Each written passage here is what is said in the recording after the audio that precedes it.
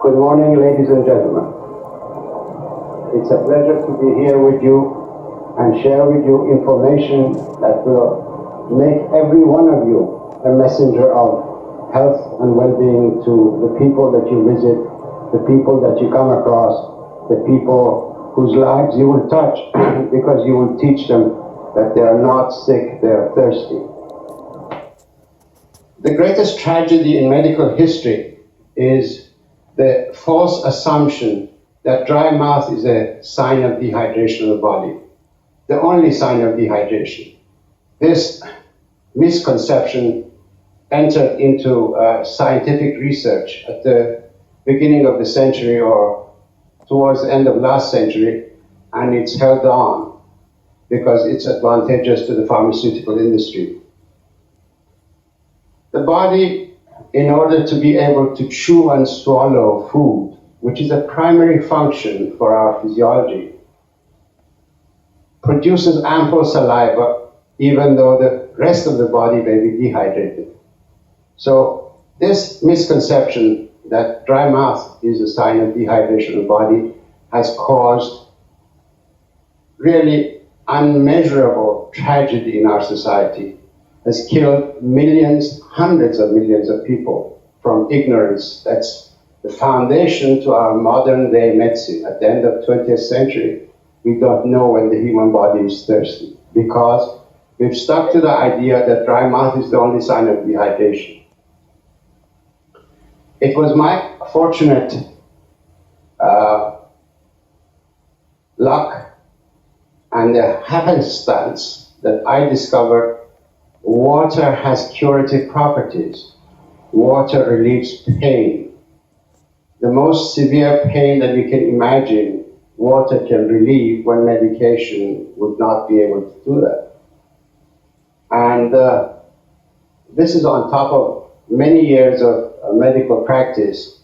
When I discovered this about 18, 19 years ago, and I stuck to this information and researched it to the point that now, today, I'm an internationally recognized authority in my field, and I have produced a total shift of attention in basic instructions of medicine and have introduced the concept that it's water that regulates all functions of the body, not the solid matter that's in our body.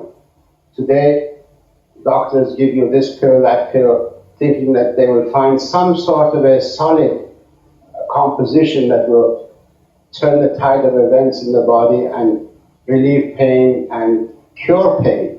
Because up to now, we could not in the past cure any disease. We could only treat them.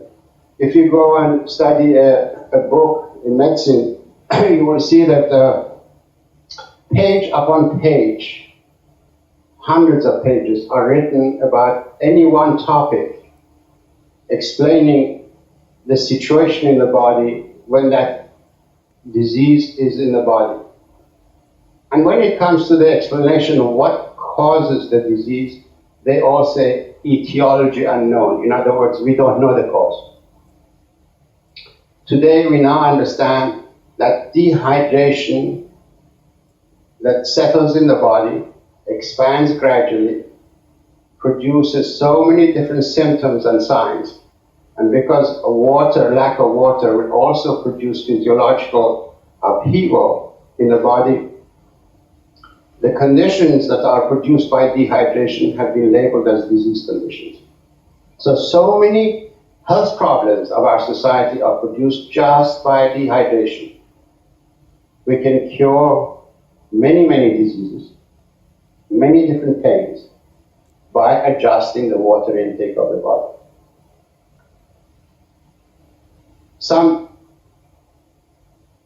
In 1979, as a result of my previous research and publication, I was invited to present at the third Interscience World Conference on Inflammation, a thesis that I have produced, and that histamine, all of you have heard of histamine.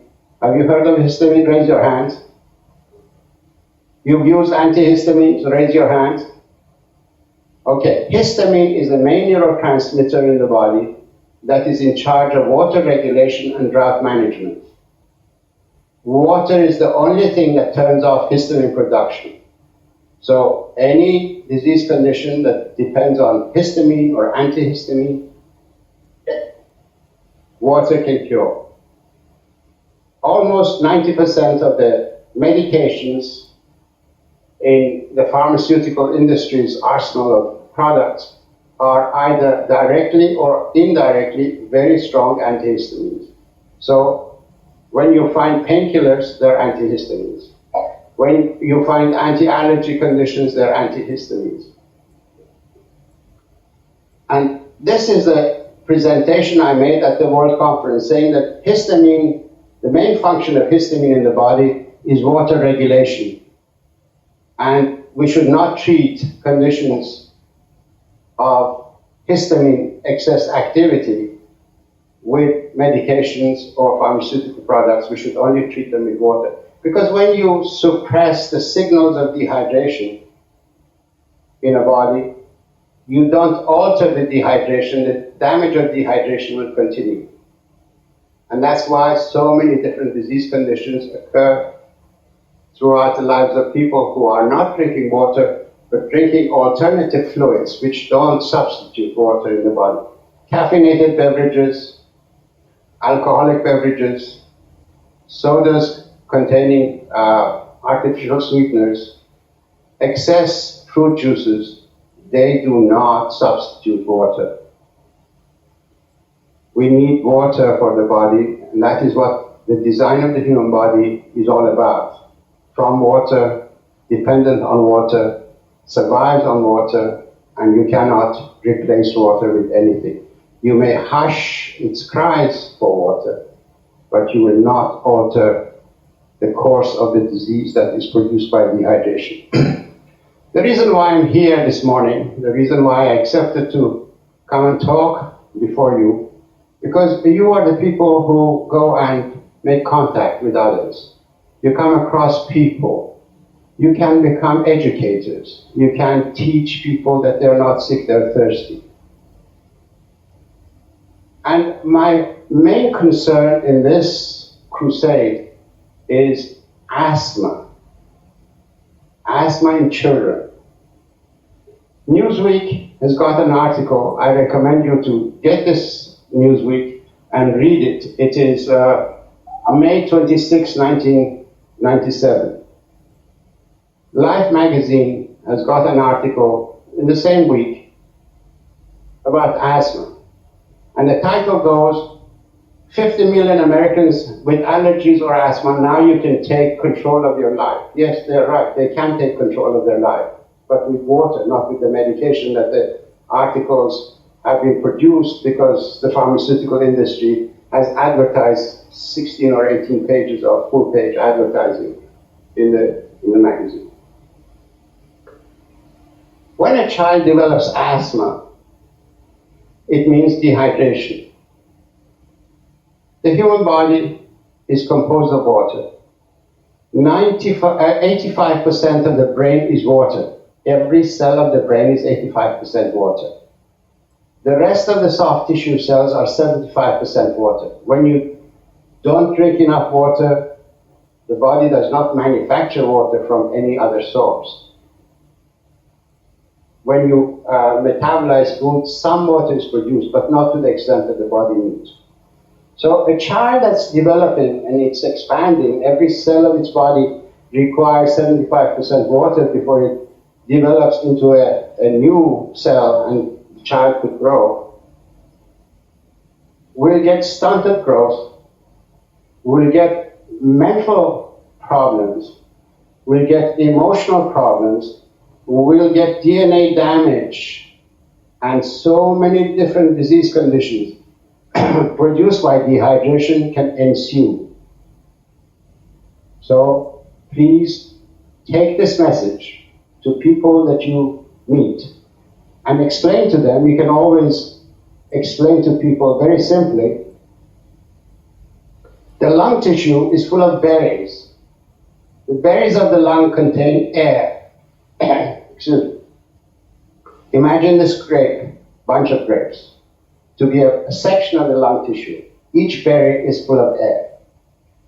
If If water doesn't get into the lung tissue, it becomes raisins. You see, the body cannot afford that. So it shuts down the lung tissue, the passageways, so that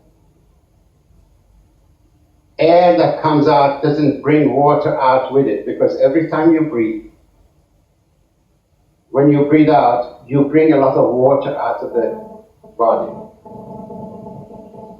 Asthma is a state of dehydration that the body has installed or is executing drought management program.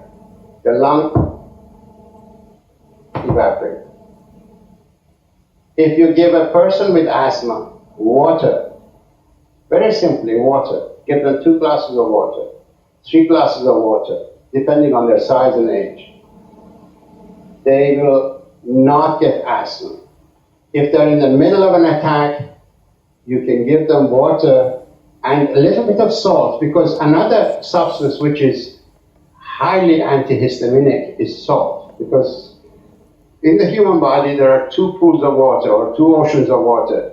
There is the ocean of water that's inside the cells of the body, and then there is the ocean of water that's outside of the cells of the body.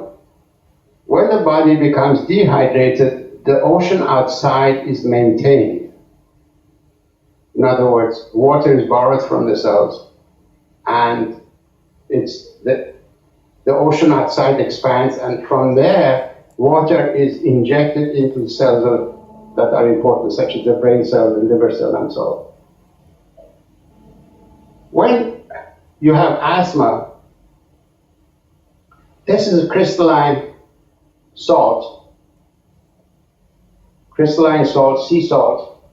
All you need to do is to give a person with asthma 2 glasses of water and put 2 of these grains of salt on their tongue.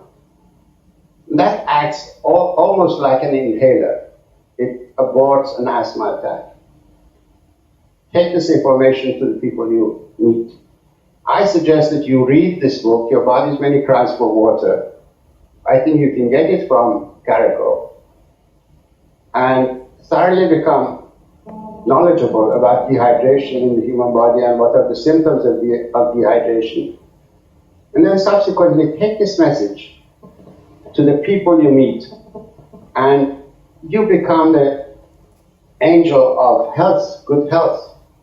And you will be able to share the information that's new in medicine, and medical profession in the commercial system is not going to take this information to the public. It's up to people like you and I to take it to the public. Thank you very much.